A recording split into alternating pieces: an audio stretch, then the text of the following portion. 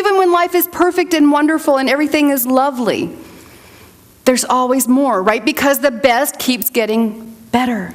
So whatever we're working on, it has a cosmic counterpart, and that cosmic counterpart holds within it the answer.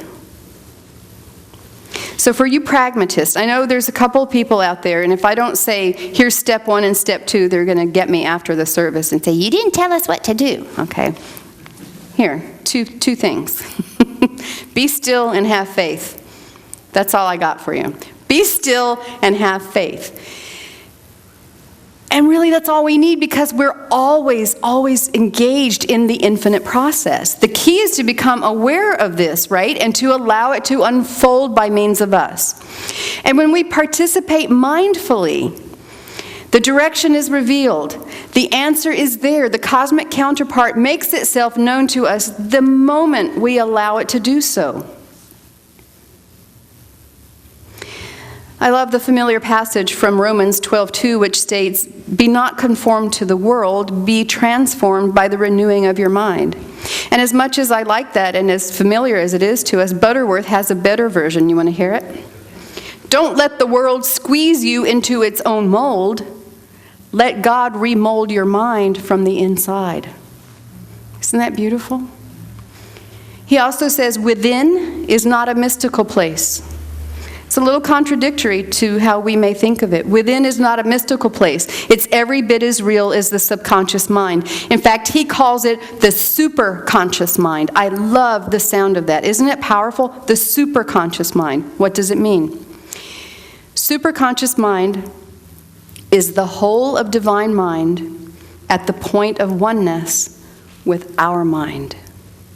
The whole of divine mind at the point of oneness with our mind. One of the attributes of superconscious mind is its ability to remember things it has never known before. And we're not talking about the accumulation of human knowledge. In fact, Butterworth points out that it was a human being who coined the phrase reaching for the moon to imply the impossible. And then somebody had to go and make it possible to reach the moon. So there goes that cliche. It's not valid anymore, is it? See, anything we can imagine already exists in the mind of God. Our every idea touches an idea in the infinite. It's already there. Consider the implications for us.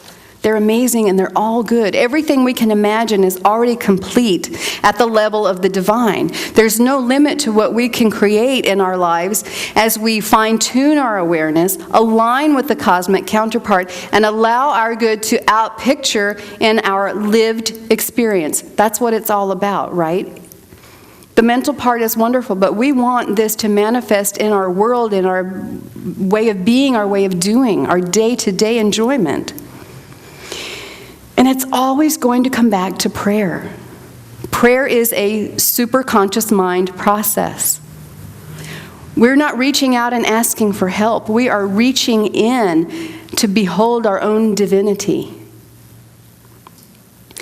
Within each of us, there exists a perfect prototype that is whole. It's projecting as human form at the exact level of our awareness. This is the foundation of spiritual healing, healing our body, healing our condition, healing our world. We ourselves do nothing at all to bring this about.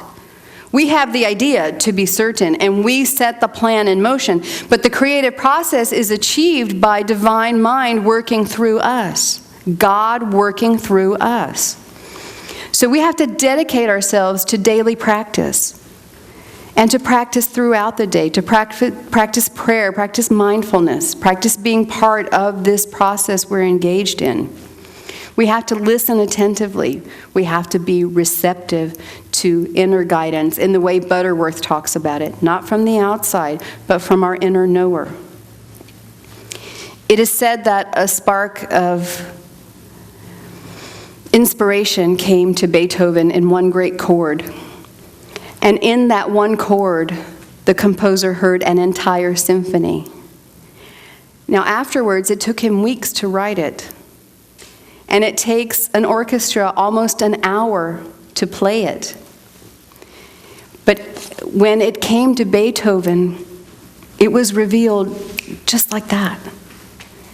And other composers have shared this kind of experience, as have painters and architects and writers.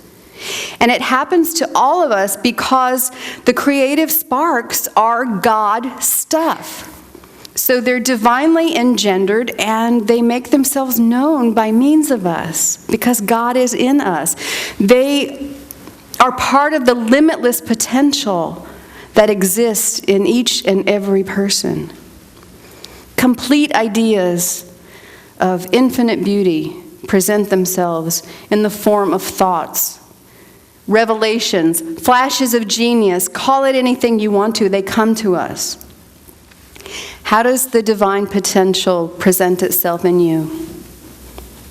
Have you thought about this lately? How does the divine potential present itself in you? The last time it happened, did you listen and act on it, or did you just sort of let it go away? Just kind of slip away into the nothingness? Okay. What about now? Are you ready to embrace it when it comes again? Because let me tell you, it could happen any second now. It could happen any second now because the divine potential is forever revealing itself, and the only way it can reveal itself is by means of us. So we have to start paying attention. How do we respond? Well, by courting the presence, by inviting it, by saying yes, yes, this time, by engaging in the supermind process of prayer, by aligning with the cosmic counterpart.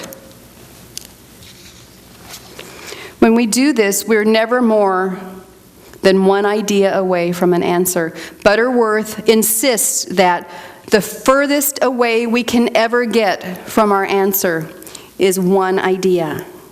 One. So as quickly as we can snap our fingers, we can hear a symphony, or paint a landscape, or write a book, or anything we want to accomplish. In a flash of inspiration, the cosmic counterpart will reveal itself as the perfection of our desire already accomplished.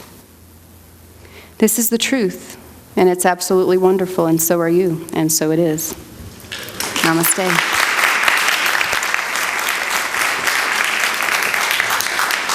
Thank you, thank you, thank you.